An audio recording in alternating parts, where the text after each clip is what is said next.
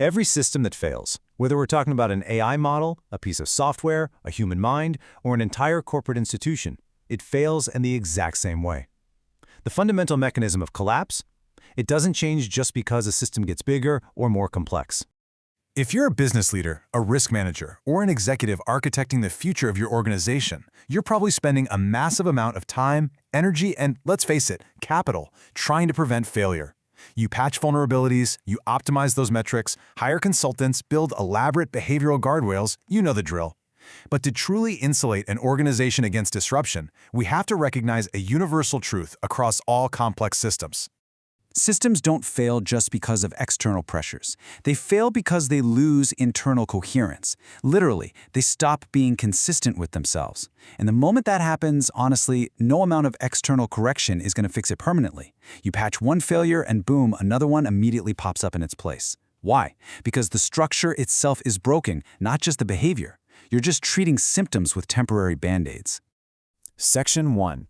The illusion of performance.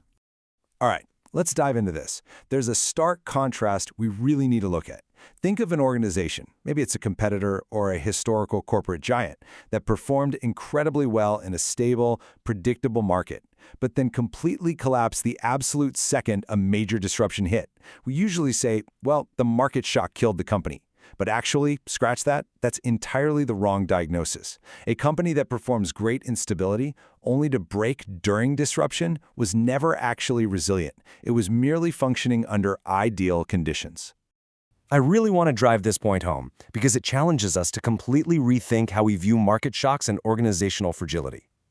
The disruption did not create the problem. It merely revealed it. That structural weakness? It was always quietly sitting right there beneath the surface, masked by the illusion of performance. Moving on to Section 2. Behavioral versus structural intelligence.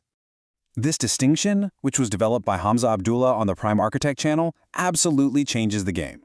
On one side, we have behavioral intelligence. This is what a system does on a good day, right? It's your short-term KPI performance, your quarterly earnings in a bull market, an AI generating a polite response, or a student passing a standard test. But on the other side, we have structural intelligence. This is what a system maintains when the market crashes and no one is watching. It's that unwavering long-term stability and internal consistency.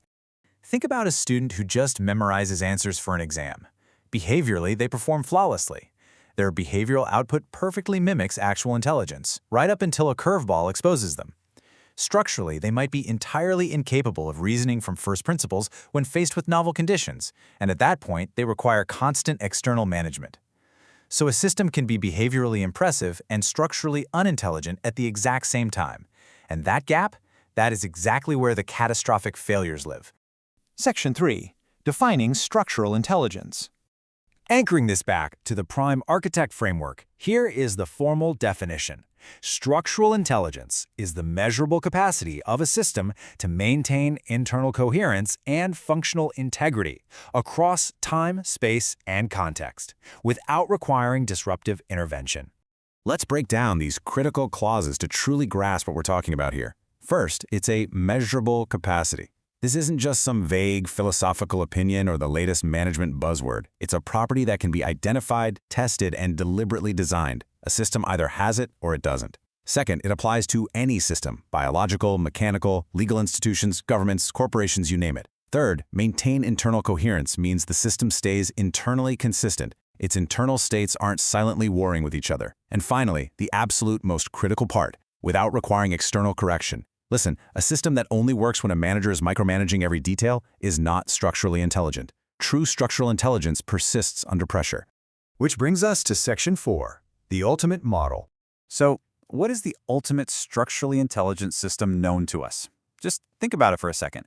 What system out there adapts to unimaginable, novel threats, maintains total internal coherence, and requires absolutely zero external management to function day in and day out? It's the biological immune system. Honestly, this is the ultimate metaphor for corporate resilience during market disruptions.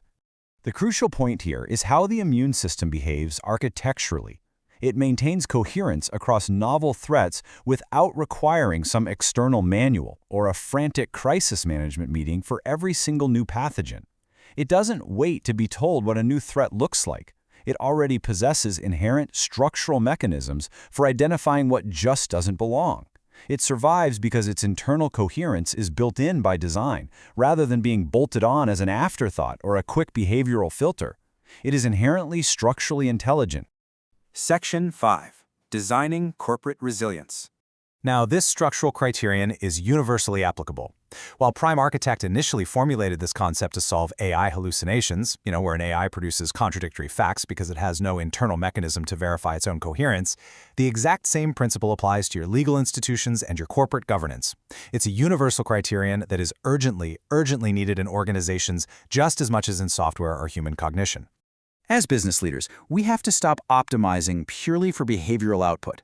Look, optimizing strictly for quarterly performance metrics during stable times routinely produces organizations that are behaviorally credentialed but structurally unintelligent. You've got to start architecting true coherence that actually withstands stress. Structural intelligence in institutions means deliberately designing for coherence under pressure. Please do not fall into the trap of just treating the symptom. Take the AI industry right now, for example. They are spending billions on behavioral corrections, guardrails, red teaming, human oversight. They're desperately trying to catch bad outputs after they're generated. They are literally bolting on behavioral fixes. But that doesn't treat the structural cause. If you spend millions on superficial behavioral corrections in your company when the actual underlying disease is structural fragility, you're going to fail the moment a novel disruption hits. You have to treat the cause by redesigning the architecture from the ground up for self-consistency. And here's the best part. This isn't just theory. It's a measurable science. Hamza Abdullah and the Prime Architect channel are actively building the frameworks to measure and implement this stuff right now. They've developed the Software Development Prompting Framework, or SDPF, which is an engineering architecture to eliminate structural hallucination. They're also building the Structural Resilience Index, or SRI, a framework for measuring coherence across complex systems. And they use active simulation methodologies like the Hyper-Mock network to actually test structural failure modes before they ever manifest in production. The tools to measure and simulate structural failure are out there. Ultimately, whether you're developing advanced software, training a workforce, or steering a global corporation through a deeply turbulent market, the standard of survival remains exactly the same. Thank you for walking through this explainer with me today. Remember, the standard of survival remains the same. Intelligence is not what you do on a good day. It is what you maintain when everything falls apart. So I'll leave you with this. Look closely at your own organization today. Are you truly structurally intelligent or just behaviorally lucky?